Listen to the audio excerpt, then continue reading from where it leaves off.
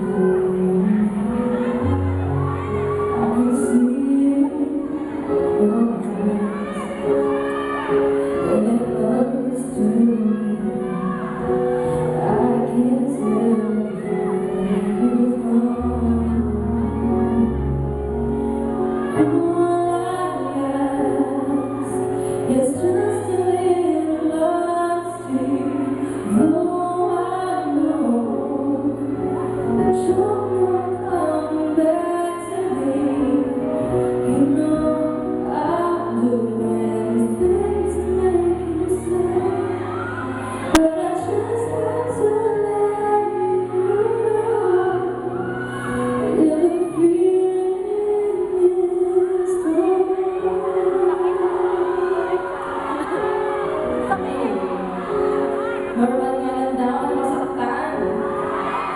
Sabi nga kasi, kaya tayo nasasaktan, bakit nagmamahal mo? Pero hindi po kada bata, forever ka na lumbo. Diba? We fall down so that we learn how to stand up. Go! At sa mga pagkakamo na yun, kailangan matuto para mag-business na kayo sa school. Kung bumagsak ka sa unang test, dapat matutunan mo ang pagkakamali mo para makapawi ka sa susunod. Susunod! Kaya after ng graduation for the better.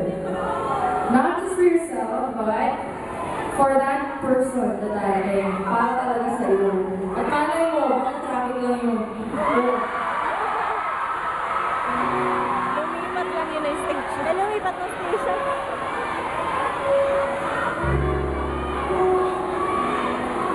Dito naman daw.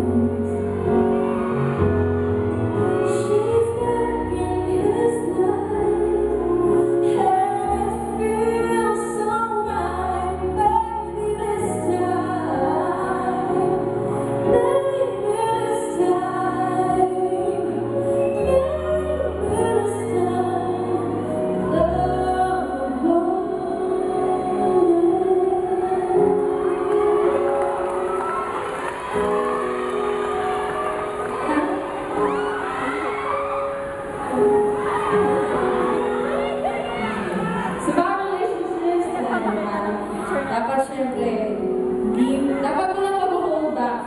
Kasi kung nasaktan ka na sa labas, dati, dapat you still have to give your all.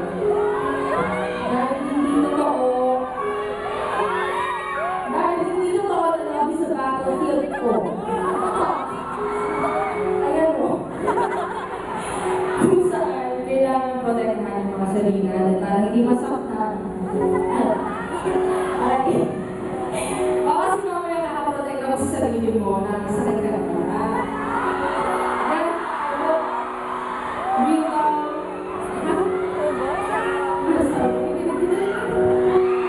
Ano sabi mo?